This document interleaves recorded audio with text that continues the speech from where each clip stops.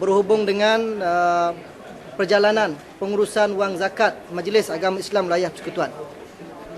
Okay, berdasarkan sumber yang boleh dipercayai, Dewan Pemuda PAS Malaysia memohon penjelasan daripada Majlis Agama Islam Wilayah Persekutuan berhubung pelaburan hartanah oleh Majlis Agama Islam Wilayah Persekutuan yang melibatkan dua kes berikut.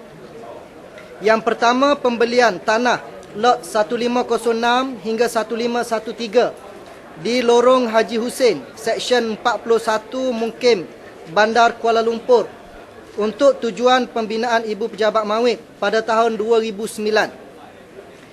Isu yang timbul berkaitan dengan pembelian hartanah ini ialah, yang pertama, harga belian yang dibuat oleh Mawib adalah dengan harga 11 juta.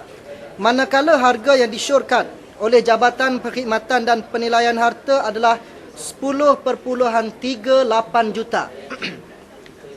Yang kedua, pembinaan Ibu Pejabat Mawib masih belum dimulakan dari tahun 2009 hingga sekarang.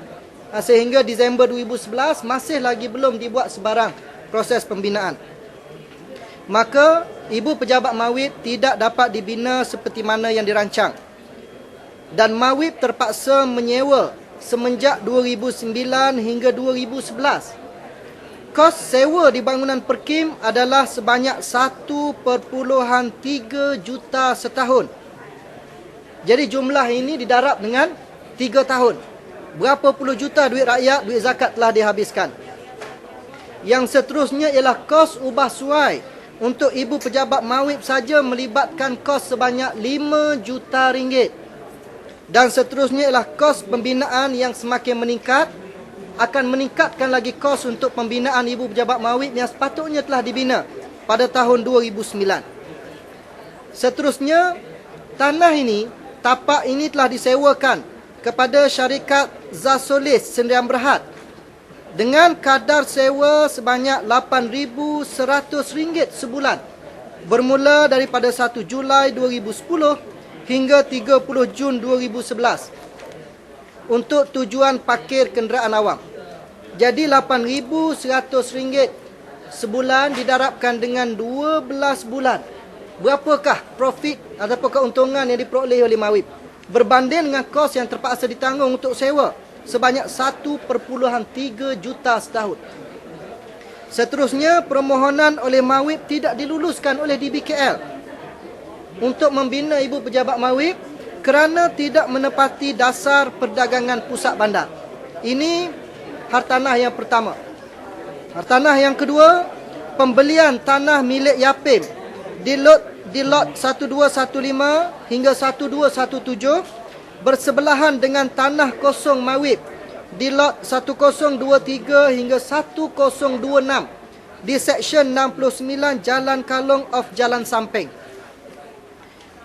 Ianya dibeli dengan harga 1.5 juta daripada syarikat Merger Insight Malaysia Sdn Bhd, sedangkan ia hanya dinilai 1.3 juta oleh jurunilai bertauliah. Ini melibatkan perbezaan harga sejumlah RM200,000. Yang ketiga, status pembangunan hartanah tersebut. Sehingga kini, tanah tersebut telah diceroboh oleh setinggan dan penceroboh haram sejak 1996 dengan membina bengkel, kereta, motor, setinggan, stor kayu, tokong serta dipenuhi dengan semak samun. Maka kesannya tanah ini tidak boleh dikomersialkan dan ini memberikan kerugian besar kepada Mawib dan juga seluruh pembayar zakat kepada Mawib. Yang kedua, terpaksa menanggung cukai tanah dan kompaun daripada DBKL. Lagi duit zakat digunakan. Yang ketiga, peluang pembangunan strategi untuk pembangunan ekonomi Islam tergendala disebabkan oleh kelemahan Mawib mengurus dan membangunkan hartanah yang dibeli. Maka Dewan Pemuda PAS Malaysia menuntut Datuk Seri Jamil Khair Baharom sebagai pengerusi Mawib dan Menteri Agama untuk membuat penjelasan berikut. Kenapa hartanah ini dibeli dengan perbezaan harga hampir mencecah RM700,000 dan RM200,000 setiap satu? Persoalan yang timbul, bagaimana proses pelaburan dan pembangunan hartanah dilakukan oleh MAWIP? Adakah ia dikendalikan oleh kumpulan profesional dalam bidang pelaburan dan pembangunan hartanah? Yang kedua, seolah-olah wujud penyelewengan wang zakat yang melibatkan ratusan ribu ringgit wang zakat melalui pembelian hartanah dengan harga yang jauh lebih tinggi daripada harga pasaran seperti yang disyorkan oleh jurunilai bertauliah. Atau berlaku salah urus pelaburan kerana tidak mendapat khidmat nasihat oleh pihak-pihak profesional. Maka Dewan Pemuda PAS juga menuntut supaya pendedahan secara telus dan terperinci oleh pihak MAWIP terhadap semua pelaburan MAWIP kerana ia melibatkan wang zakat yang perlu dimajukan untuk kepentingan pembayar zakat dan juga untuk kepentingan umat Islam. Dan terdapat juga surat cabutan minit daripada Baitul Mal yang memberikan kelulusan sebanyak 4 juta ringgit berasaskan kepada surat permohonan yang memohon sebanyak 1 juta ringgit, dan sehingga ke hari ini masih lagi belum diberikan jawapan yang memuaskan hati. Bagaimana proses ini boleh berlaku? Mohon 1 juta dapat 4 juta. Ini yang pertama. Dan semua persoalan yang kami bangkitkan sebelum ini, contohnya ialah peruntukan amil sebanyak 23 juta oleh MAWIP tidak lagi diberikan jawapannya. Bagaimana perbelanjaan pengurusan 2 juta ringgit Yayasan Taqwa? Lebih daripada 30% peruntukan untuk Yayasan Taqwa digunakan untuk belanja pengurusan. Ini juga belum lagi diberikan jawapan yang memuaskan hati. Jadi dengan ini saya mendesak Datuk Seri Jamil Khair untuk memberikan jawapan yang memuaskan hati. Dalam sidang media yang lepas, saya beri sehingga hari Jumaat yang lepas. Sehingga ini saya beri lagi sekali hari Jumaat.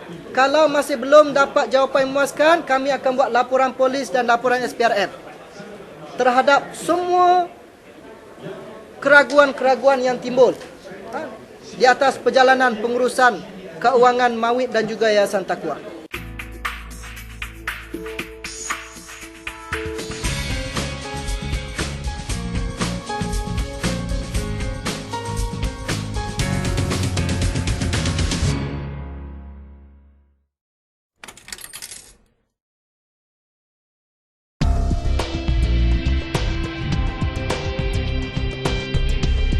Pihak Media PAS melancarkan e-paper, merupakan satu program baru dalam Media PAS asaskan kepada teknologi maklumat yang terkini yang wajib kita manfaatkan.